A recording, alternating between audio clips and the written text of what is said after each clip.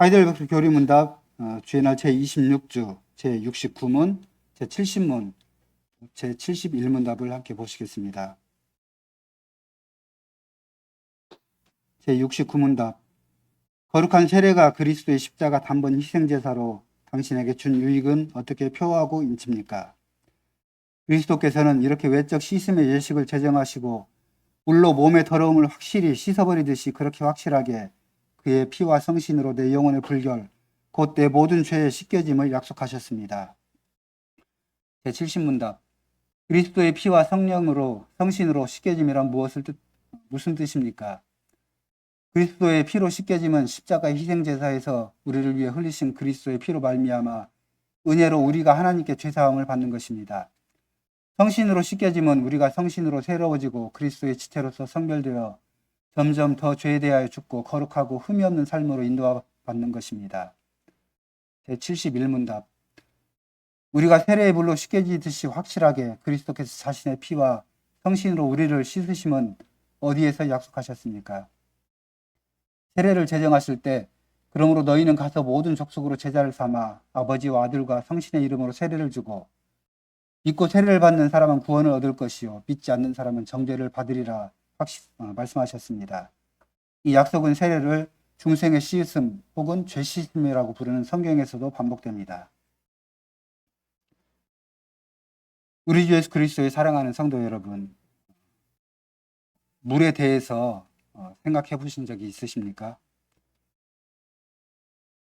우리는 지구의 표면이 70%가량 물로 덮여 있다는 것을 알고 있습니다. 이뿐만 아니라 물은 모든 생명이 살아가기 위해 필수적인 것입니다. 물이 없으면 어떤 식물이나 또 어떤 동물, 그리고 우리들 사람마저도 더 이상 살아갈 수가 없습니다. 이렇게 물이 하나님의 구원 사역에서 현저한 역할을 한다는 것은 그렇게 크게 놀랄 만한 일이 아닙니다. 성경에서 심판과 구원을 하시는 주의 사역, 이 양쪽 모두에서 물을 사용하십니다.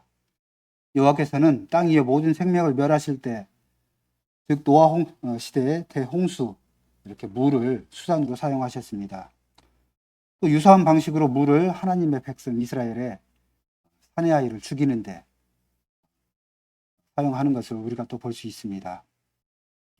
바로의 군사들이 이스라엘의 2~3살 되는 사내 아이들을 찾아내서 나일강에 던졌습니다. 또 이스라엘이 애굽을 떠났을 때 하나님께서는 이스라엘을 홍해길로 인도하셨습니다. 바로와 그의 군대, 수많은 군대가 이스라엘 백성을 다시 종으로 삼으려고 쫓아왔습니다. 이때 여호와께서는 당신이 백성들이 마른 길을 걸어가는 동안 또 물벽을 통과해서 지나갈 수 있게 이렇게 허락하셨습니다. 그러나 여호와께서는 홍수 심판 가운데서도 노아와 그 가족 8명을 살리셨고 바로의 공격으로부터 어린 모세를 살리셨습니다. 그리고 반대로 이스라엘을 추격하는 바로와 그 병거들, 애굽의 모든 군대는 홍해 가운데 수상시키셨습니다. 이렇게 3가지 사건을 말씀드렸습니다. 이 사건들은 구약성경뿐 아니라 신약성경에서도 특별한 중요성들을 가집니다. 베드로전서 3장 20절과 21절에서 방주에서 물로 말미암아 구원을 얻은 자가 몇 명뿐이니 겨우 8명이라. 물은 예수 그리스도의 보혈하심으로 말미암아 이제 너희를 구원하는 표니 곧 세례라. 여호와께서 방주를 통해 노아와 그의 가족을 구원하셨을 때를 언급했습니다. 바울사도 또한 고린도전서 10장에서 그들은 모세에게 속하여 다 구름과 바다에서 세례를 받았다라고 기록함으로써 이 구속의 사건을 세례와 연결시켜서 말씀하였습니다. 이 세례 예식서에서는 노아와 그의 가족이 홍수로부터 구원받은 방식, 그리고 이스라엘이 홍해에서 구원받은 방식에 대해서 언급하면서 하나님의 구원 사역과 세례를 자연스럽게 연결하고 있습니다. 이 연결, 이 물과 또 세례와 이 연결을 이해하신다면은 우리는 세례에 대한 그런 특별한 통찰력을 얻게 될 수 있습니다. 세례가 시행될 때 우리는 물 가운데로 지나가는 이 모습을 상상할 수 있습니다. 세례는 씻음, 다시 말하면 정결함을 표합니다. 우리는 날마다 하루 일과를 마치고 집에 돌아와 몸을 씻습니다. 물은 우리 몸을 더러움에서 또 땀을 씻어서 상쾌하게 만들어줍니다. 깨끗하게 해줍니다. 주님께서는 세례를 통해서 우리를 씻기시고 또 깨끗하게 하시는 방식을 이렇게 묘사하셨습니다. 주님이 그리스도의 피로 우리 죄를 씻으시고 또 당신의 영으로 우리의 삶을 새롭게 하는 방식을 이렇게 우리에게 보여주셨습니다. 이렇게 주님께서는 세례로서 우리를 씻으신다는 당신의 약속을 표하고 인치십니다. 그래서 오늘은 이런 주제로 첫 번째 우리의 죄의 씻음과 두 번째로 우리의 삶의 갱신에 대해서 살펴보고자 합니다. 세례는 우리의 죄를 씻기고 또 우리의 죄의 씻음을 표하고 인치는 도구가 됩니다. 사랑하는 성도 여러분, 여호와께서는 당신 백성을 애굽에서 이끌어내실 때 가까운 블레셋 사람의 땅으로 인도하지 않고 남쪽인 홍해 쪽으로 인도하셨습니다.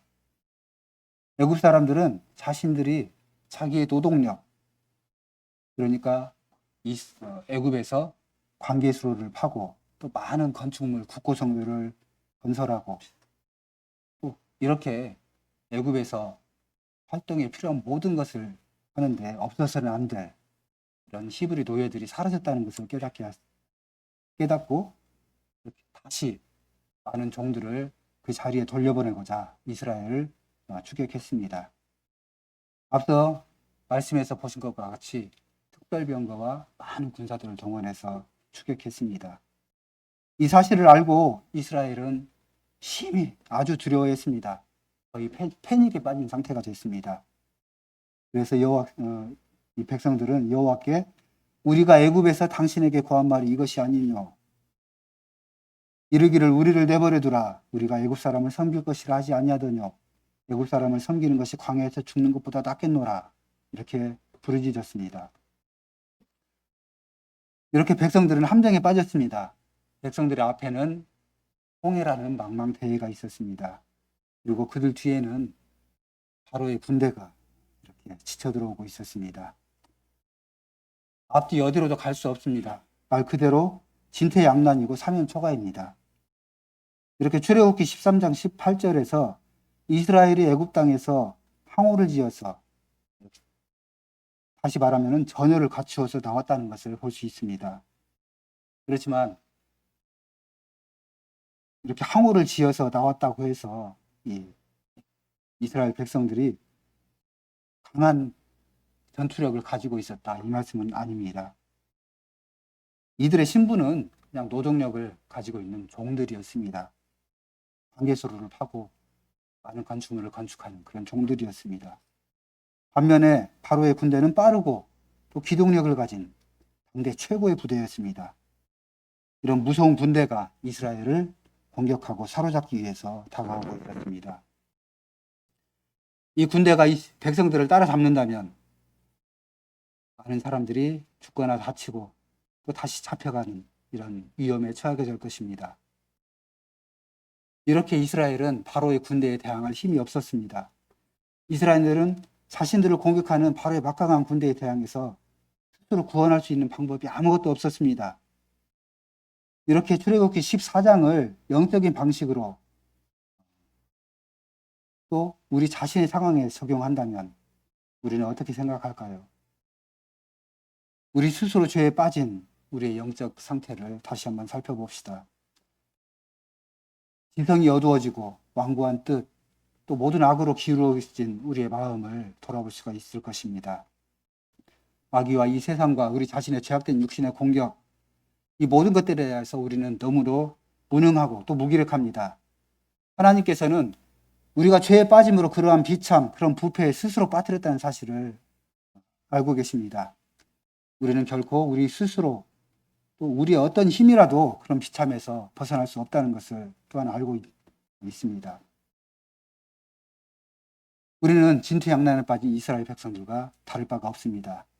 우리의 죄악 그리고 죄책 이것으로 인해 우리는 정죄를 받아 마땅합니다. 그러나 여호와께서는 당신 백성을 버리지 않으셨습니다. 여호와께서는 속수무책인 상태에 있는 백성을 도우시기 위해서 스스로 움직이셨습니다. 싸우셨습니다. 모세를 통해서 여호와께서는 당신께서 이스라엘을 구원하는 방식에 대해서 말씀하셨습니다. 너희는 두려워하지 말고 가만히 서서 여호와께서 오늘날 너희를 위하여 행하시는 구원을 보라. 이렇게 모세가 말했습니다. 여호와께서는 이스라엘에게 곧 있을 전쟁에 대해 이렇게 말씀하셨습니다. 여호와께서 너희를 위하여 싸우시리니 너희는 가만히 있을지니라. 이어진 일들을 보고 백성들은 너무나 놀랐을 것입니다. 19절입니다. 이스라엘 진 앞에 행하던 하나님의 사자가 옮겨 그 뒤로 행하매 구름 기둥도 앞에서 그 뒤로 옮겨졌습니다. 여호와께서 이스라엘과 또 진격해오는 애국 군대 사이에 서셨습니다. 여호와께서 무력한 당신의 백성 이스라엘을 위해 이 전쟁을 친히 치르시기로 결정하셨습니다. 이렇게 출애굽기 14장은 여호와께서 당신의 백성 이스라엘을 위해서 어떻게 싸우셨는지 분명히 말하고 있습니다. 하나님은 홍해 가운데를 통과하는 당신 백성을 위해서 피할 길을 제공하셨습니다. 강한 동풍으로 바다를 물러가게 하셨습니다. 이스라엘 백성들은 물이 그들의 좌우에 벽이 되어 층층이 쌓이고 또 그 가운데 홍해의 마른 땅을 밟고 홍해를 건너갔습니다. 물론 성경의 다른 부분에서도 이렇게 물을 층층이 쌓고 그 강 밑바닥을 밟고 건넌 일이 이후에 발생하기도 합니다. 그렇지만 이때는 또 어느 때건 이런 일들은 사람의 상상력으로는 도저히 상상조차 할 수 없는 그런 일이 됩니다. 물이 조금 있을 때는 힘이 약합니다. 그러나 많은 물들 그리고 계속 반복되는 힘은 생각해 보면은 도저히 많은 물을 이길 수 있는 방법은 없습니다. 사람의 힘으로 또 많은 사람과 많은 기계를 동원해서 큰 강을 막고 또 댐을 쌓기도 합니다. 그렇지만 하나님께서는 당신의 전능하신 능력으로 아무것도 없는 바다의 양편에 물로써 벽을 세우셨습니다. 그리고 당신의 백성을 그 벽 사이로 마른 땅을 밟고 지나가게 하셨습니다. 바로의 군대가 이 백성들의 뒤를 쫓아서 바다 가운데로 들어왔습니다. 여호와께서는 바로의 군대를 어지럽게 하셨습니다. 병거의 바퀴를 벗기셨습니다. 애굽의 군대는 여호와께서 당신 백성을 위해서 싸우고 계신다는 것을 알고 도망가려고 앞다투어 도망을 시작했습니다. 그러나 여호와께서는 물벽이 층층이 쌓여있는 물벽이 다시 바로의 말과 병거들을 덮치게 하셨습니다. 단 한 사람도 살아서 돌아가지 못했습니다. 이렇게 여호와께서는 지난 세월 동안 이스라엘의 사내아이들을 하수에 빠뜨린 그 애굽 사람들에게 이렇게 복수하시고 또 당신의 백성들을 구원하셨습니다. 세례 예식서에서는 다시 이렇게 말씀합니다. 이렇게 우리는 전능하신 하나님께서 어떻게 바로와 그의 모든 군대를 홍해에 수장하고 또 당신 백성 이스라엘을 바다 가운데로 지나게 하셨고 이 일을 통해서 어떻게 세례가 예표되었는가 하는 것을 말씀합니다. 홍해에서 일어난 이 사건들이 어떻게 세례를 표합니까? 이렇게 하나님께서 우리를 구원하신 방식에 대해서 이 사건에서 우리는 어떤 것들을 배웁니까? 홍해와 세례에서 물은 당신 백성을 위한 하나님의 구원의 표로 사용됩니다. 여호와께서는 바로와 애굽에 대한 최종적인 심판을 가져오는 많은 방편들을 사용하실 수 있습니다. 그러나 여호와께서는 물 가운데서 당신 백성을 구원하시고 또 반대로 이 같은 물 속에 애굽의 군대를 수상시키셨습니다. 이렇게 물은 상징이 됩니다. 이스라엘 좌우편에 쌓아 올린 물벽을 이 백성들이 보았습니다. 그리고 그 물 가운데 마른 땅으로 그 길을 통과하고 있습니다. 그리고 조금 후에 이 물벽을 통과했던 백성들이 애굽 군대가 이 물에 수장되는 것을 보았습니다. 이스라엘이 여호와께서 애굽 사람들에게 베푸신 큰 일을 보았으므로 백성이 여호와를 경외하며 여호와와 그 종 모세를 믿었더라. 이 말씀이 이 사건의 결론입니다.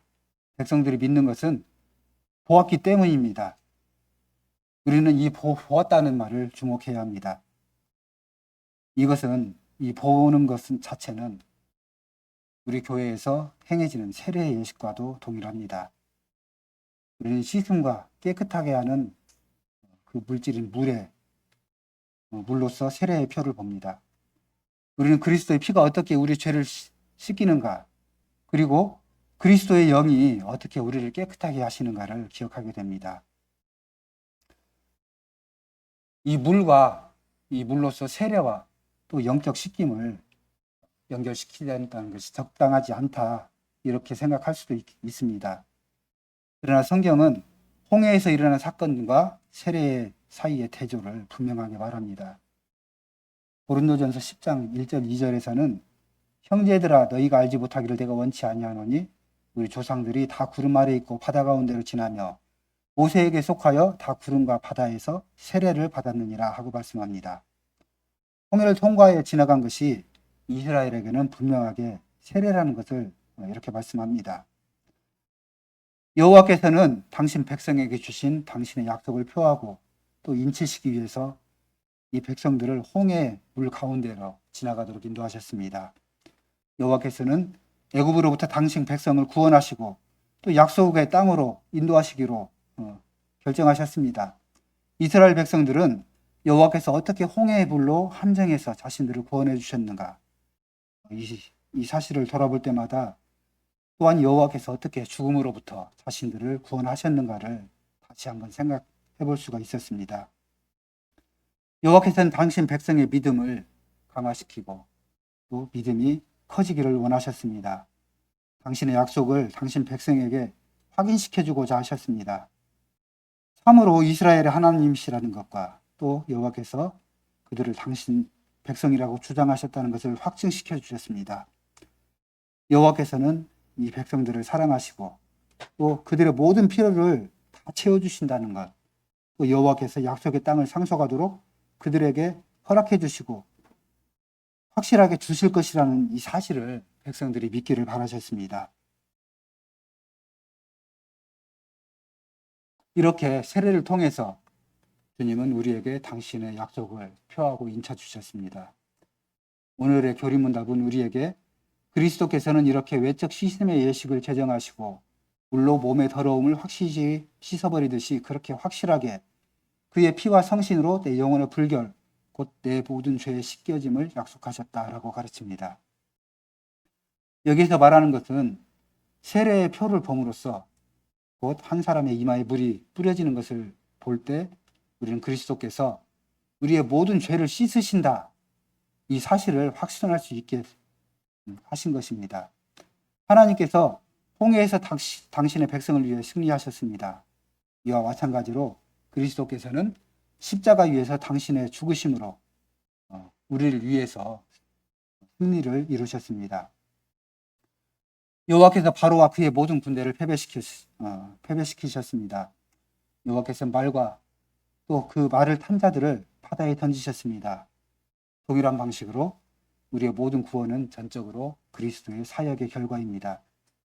그리스도께서는 우리와 같은 죄인들을 구원하시기 위해서 오셨습니다. 그리스도는 스스로 낮아지셔서 우리를 위해 종이 되셨습니다. 예수님은 십자가의 길로 가셨습니다. 우리가 다시 의와 생명을 회복하기 위해서 우리의 죄에 대한 하나님의 진노를 친히 짊어지셨습니다. 사랑하는 성도 여러분, 우리 스스로는 무능합니다. 무능력합니다. 우리 스스로는 아무것도 할 수가 없습니다. 죄와 비참 가운데 스스로 사로잡혀 있습니다. 죄와 비참에서 우리는 결코 스스로 벗어날 수가 없습니다. 그렇기에 우리는 심판과 정죄를 받아야 마땅합니다. 그렇지만 이스라엘이 지켜보고 있는 동안 여호와께서 당신 백성 이스라엘 위해서 행하신 것처럼, 싸우신 것처럼 그리스도께서는 우리를 위해서 구원을 이루셨습니다. 그리스도께서 당신의 생명을 우리 죄를 위한 속전으로 주셨습니다. 그리스도의 피의 제사, 이것으로 인해 우리는 하나님으로부터 죄 용서를 받았습니다. 이것은 순전히 은혜의 선물입니다. 우리는 이 선물을 받을 만한 가치가 없습니다. 그러나 이 선물은 하나님께서 거룩한 세례로 우리에게 약속하셨던 것입니다. 이렇게 세례는 우리의 죄의 씻음을 표하고 인을 칩니다. 이런 이유로서 여호와께서 세례를 제정하셨습니다. 그리스도의 피를 통해서 우리 죄를 씻으신다는 이 약속이 세례의 물로서 예표되고, 또한 우리는 그 사실을 믿고 있는 것입니다. 성례를 시행하는 목적은 우리의 믿음을 강화하는 것입니다. 이 사실을 절대 잊지 마시기를 바랍니다. 이것은 하나님께서 우리에게 하신 은혜로우신 구원 약속을 깊이 신뢰하고, 또 습관이나 혹은 미신으로서 세례를 사용해서는 안 되겠습니다. 세례를 시행함으로 주님은 우리를 향한 당신의 은혜를 우리가 기억하고 또 우리에게 확신케 하십니다. 그리스도 안에서 하나님께서 우리의 죄를 씻으셨습니다. 그리고 당신과 교제로서 또 우리를 회복하신 것을 기억하고 또 우리로 하여금 확신하게 하십니다. 이렇게 세례는 우리의 삶을 바꾸어 줍니다.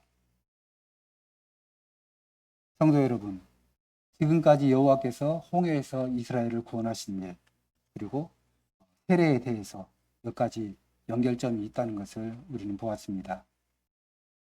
성경의 증거에 따르면은 또 그 성경에 따라서 벨직 신앙고백서는 같은 사실을 이렇게 고백합니다. 제34항입니다.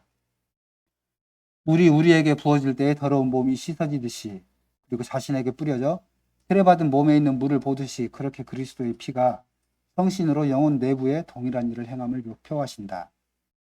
세례는 죄로부터 우리의 영혼을 씻어내어 정결케 하고 우리를 진노의 자식에서 하나님의 자녀로 중생케 한다. 이는 그 물에 의해서가 아니라 하나님의 아들의 보혈을 뿌림에 의해서 일어난다. 이 피뿌림은 우리의 홍해로서 우리가 필히 이 홍해를 통과해야만 폭군인 바로, 즉 마귀를 피하여 영적인 가나안 땅에 들어간다. 이렇게 벨직 신앙 고백서는 영적인 방식으로 홍해의 사건을 적용하고 또 우리의 구원과 연결시킵니다. 이스라엘이 홍해를 통과해서 죽음에서 생명으로 옮겨진 것처럼 우리는 그리스도의 보배로운 피를 통해서 사망에서 생명으로 옮겨졌습니다. 이스라엘이 바로의 폭정에서 피한 것처럼 그리스도께서 마귀의 폭정에서 우리를 해방시켜 주셨습니다. 이스라엘의 그 기업으로 가나안 땅을 약속받은 것처럼 우리는 그리스도 안에서 하나님과 함께하는 영원한 생명에 참여하게 하셨습니다. 이렇게 되기 위해서 우리 영혼은 죄로부터 씻겨지고 정화되어야 합니다. 우리는 진노의 자녀들로서 하나님의 여기에서 벗어나 하나님의 자녀로 바뀌어야 할 필요가 있습니다. 세례를 통해 우리는 그리스도의 피로 씻음을 받을 뿐 아니라 그리스도의 영으로 씻겨져야 합니다. 세례는 우리 모든 죄의 완전한 용서를 위해 십자가에서 그리스도께서 죽으셨다는 것을 강조하고 또 성신의 새롭게 하시는 이 성신의 사역을 강조합니다. 그래서 세례는 이중적 씻음입니다. 우리 죄의 죄척으로부터 씻음, 그리고 우리 죄성의 오염으로부터 씻음을 말합니다. 세례는 성신께서 어떻게 우리 영혼을 씻으셔서 우리가 점점 더 죄에 대해서 죽고 거룩하고 흠이 없는 삶을 살게 하시는가 표하고 있습니다. 우리 죄로부터 우리를 구원하시는 그리스도의 은혜로우신 사역 때문에 그리스도께서는 우리 안에서 마음을 새롭게 하시는 이 사역을 시작하셨습니다. 성신께서는 우리를 철저하게 변화시키십니다. 우리의 어두운 지성을 조명하셔서 우리가 하나님께서 누구신가, 그리고 하나님께서 우리를 위해서 어떤 일을 행하셨는가, 이 사실을 알고 또 고백하게 하십니다. 성신께서는 자아실현, 자기 성취, 자급자족, 이런 세상의 가치를 취하는 우리의 뜻을 버리게 하시고 또 그것을 바꾸셔서 하나님의 길로 행하는 것이 얼마나 큰 기쁨과 즐거움이 되게 하는가를 우리가 알게 하십니다. 성신께서는 모든 악한 성향으로 기울어져 있는 우리 마음을 바꾸셔서 우리가 다시 전심전력을 다해서 하나님과 또 우리 이웃을 사랑하기 시작하는가,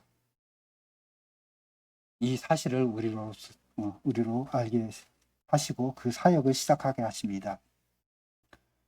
이런 일들이 우리가 혹 우리 자녀들이 세례를 받을 때